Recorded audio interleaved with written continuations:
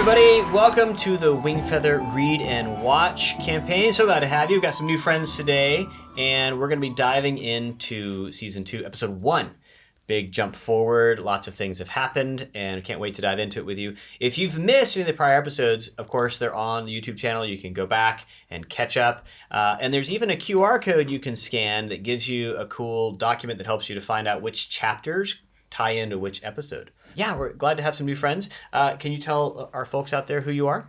Hi, my name is Ellis. Awesome. I'm Chloe. And I'm Nora. Awesome. Well, they have created some questions, and so you'll see that I have nothing in front of me, so I have no idea what's about to happen, and we hope this goes well. Yep, real time. Be sure to watch the whole series. By the end, we're going to do a really cool thing where we're going to give you a quiz, and that'll enter you to a drawing to win a set of figurines. Lily went for a walk. We're not sure where she is. And she's part of the family. It's no problem at all. Nothing weird. They're not having a little fight. I mean, maybe, but she's not here today. Yeah. What are some of the things that you have to think about and work through before you start working on a new season? That is a really hard thing that we talk about in our writer's room, and a lot of, for everybody at home, like, what's the first image? What do we want to get going into in a season of television, right? Because it'll be about a year between, in this case, it was a little longer than a year between season 1 and 2. And we don't want to leave too much time, but like where to begin. And we actually edited this a number of different ways, where we started with the Wingfeathers, then we started back in town, then we started with Oscar, then we started with Zuzab. Like we just kind of like, where's the best way to pick up the story?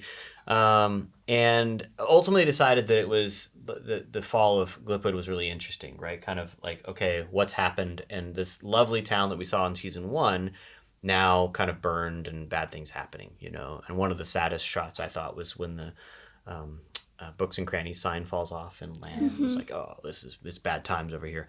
And then thought we'd start with Oscar. There was a version of this, though, that actually played out the whole scene with Oscar and Addie and the Schusters and all that business, and then the capture, and kind of played the whole thing out in one thing. And we realized we weren't actually catching up with the kids and the family for like halfway through the episode. We're like, well, that's not very good. So then we went the other direction and started with the kids in the training sequence. And then we're like, wait, no, now okay. So we went back and forth to where we landed here with kind of intercutting the two stories a little bit. And I really liked how there's like, you switched back and forth from the Schusters and Oscar in the end, and then the Igibys in the Force, and then they end up tying together. And then, yeah, Oscar shows up, which that's a very fast gamblote that he was writing. By the way, so in the books, he's not writing a gamblote. What's he writing in the books? Do you remember? Is it like a donkey? It's like a donkey. Something I have like an that. issue with Andrew in this one. We've talked about it quite a bit, that I don't like normal animals. Like, I was like, wait, there's like just a horse? Like an interesting? No, it's just a horse. Okay, so about a wolf? Yeah, it's just a wolf. That's Man, funny. can we make? I got like the more fantasy creatures. So we were like, we don't. So this is funny in the world of CG, because we make these for real. Like we put them in a computer and sculpt them and make not, you know, we have it. And so we had didn't have a donkey, and so they will make the horse, the family horse. Remember that, make him small. We had a version with a small horse that Oscar could sit on, and it was ridiculous. That's funny. And then late, I was like, wait, a gamblote's about the right size. Can Oscar fit on a gamblote? And so we put him on there, and it totally worked. Well, actually, speaking of Oscar, like, why does he never show any sign of remorse or, like, sadness when Zuzab dies? Like, Oh, that's interesting, right? He just kind of like, oh, well. Yeah. Honestly, I didn't think too much about it, because I felt like we'd shown Zuzab so villainous that, like, he got what he deserved. I mean, you know, he made the choice. And did he die? I've got to ask, is he actually dead? Like, it looks like he got eaten. So, okay, Kinda so scared for a second. Andrew and I have disagreed about this one. In the books, of course, there's very much at the end of the story, we get one last thing, and Zuzab actually survived. I'm interested in that if there's a reason. If it's just because that's a fun character to see again, like a curtain call, I'm less interested in it. So, so I agreed with Andrew in season 2 to show the potential demise of Zuzab, but it's maybe there's some way he survived the rockroach. I don't know. Maybe. I mean, because technically the rockroach had well water. Yeah, And so he maybe ate it, so so maybe that got on Maybe. Zuzab and he survived Maybe and there's he gonna be passed out of giant his Zuzab belly. walking around someday. Who knows? And then just, yeah. I don't know. Yeah, also, how did the well water work against the rockroach as a defense? Ooh. Okay, so one of the challenges when you adapt a book series is that in the books there's things that are written about magic and ways that it behaves that are just kind of you just do it. But in ours we have to have some rules that work, right? You have to ground the story. Because if at any moment the characters can be brought back to life or things can happen, it becomes a different kind of story. And we really wanted Wingfeather to feel grounded, like there are consequences for choices and the sort of thing. That actually shows up in the visual design of the world too. So like if you look at like Dr. Seuss, right, things are really wonky. And so buildings don't look like they could actually stand up, you know, and kind of apparatus that characters might wear is like, that's not real. In our world, we make decisions about grounding the design of the world so that there's consequences for actions, right? Because we know that's a big part of our story, concluding Dear Nugget here. And so it was important to think about how the well water could work. So this is an interesting question I'll ask back to you. Why did Lily never drink some well water? Oh. And would it have helped her? I- Right? See? Can you imagine the family sitting around one day and like, wait, why didn't we offer some? Okay, so what does well water do? Well, well water heals from wounds, but it doesn't necessarily take away scars, right? So if Lily took well water, we kind of think nothing would happen, right? Well, as like a little baby, it would work. In the moment of her injury, perhaps. Yeah. But now it's a scar. It's a way that the maker. So there's some things here about the maker allowing things to stay with a character.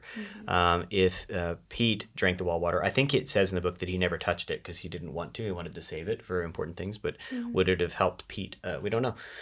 So yeah, it's a great question. I think that in that moment, it is a magical something, right? He's got a little bottle and he is freaking out because this thing is about to destroy him.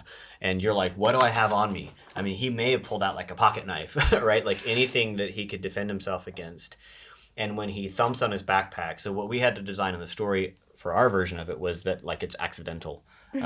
Because there's also, it's quite foolish. Well, also I feel like if Lily didn't have her leg be crippled, she almost wouldn't be the same character. 100%. Like I feel like she would be a lot more, not as much of like a fighter, and maybe not as big of a character. So many things. This is, I think, when we think about zooming back to kind of, from my Christian faith, looking into the story like Andrew does, it's like, what are those things that God, that we think are limitations that he's like, no, these are for the character that will grow out of you. Like, C.S. Lewis talks about this quite a lot about the pains that we endure.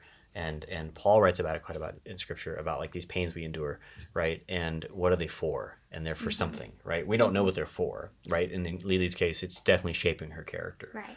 And I found it really funny how she walked. She was the first one to walk into Ankle Jelly Manor, and the boys were kind of scared, and she was just like, "What are you guys waiting for? Let's go! Come on!" Because she's faced other obstacles and overcome. Yeah, that's great. Okay, next question. Who's got it? So, Go. Sorry. No, you go ahead. So Poto is clearly mad at Pete. Can you go into deeper, explaining why Poto is actually mean and angry at Pete? At Pete. Yeah, and so that's a great question. It was something that the books, it was weird in the books. You remember where, Poto grabs Pete down an alley and pop, and beats him up, and then and the kids were like, "What was that about?" Right? And there's a couple moments like that. We actually had a scene in season 1 when they're when he comes to get the kids and they come down the bridge, whatever, and Pete comes down, and we had a scene in which Poto just beats him, just pop, and beats him in the ground, and it was too violent, and we pulled it out, and he ends up just kind of shoving him a little bit, whatever, and tells him get away from the kids, and because it just didn't make sense. Why is he that way when this is now they know their uncle and he's awesome. So we added the scene. So the scene that we have Nia talking to Lily, that was a late addition where she describes what's going on, and that's taken from a couple parts of the book, but it certainly is motivated by his loss of his wife, and the fact that the king is gone, right, is his fault. He is the throne warden. It's his job. He should have died in the line of duty, right? Not Poto's wife, their grandmother. should have been him, right? Is the feeling there, right? If you're the captain of the guard, you go down with the ship, right? And where's the king? Why are you alive and he's not here? Do you know what I mean? With no good explanation either.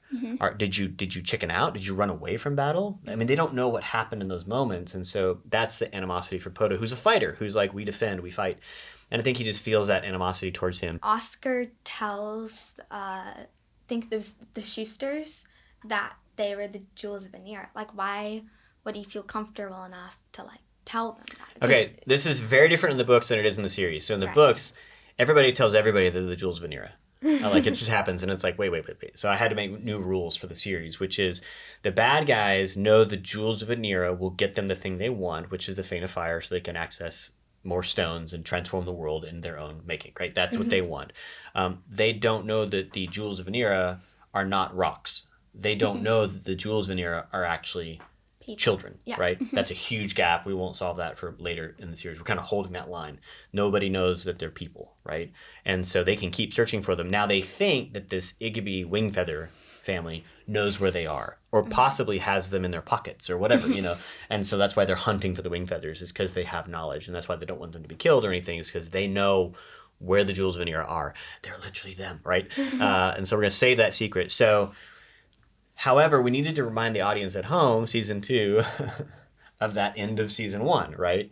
And so it was kind of convenient, and it felt like it was safe for Oscar to tell the Schusters, right? That was an okay. So it was kind of served for TV world, and then it was useful because the Schusters, are safe characters. Yeah, but then right after he tells them, they get captured carried anyways. away by the black carriage. Do they come back? We'll never know. I think they're gonna have to come back. I think we're gonna have to do something there. Absolutely, they should come back. Because I think they should come back. Yeah. they're too big of a character now to just be gone for the rest of the series. Yeah. That's fun. All right.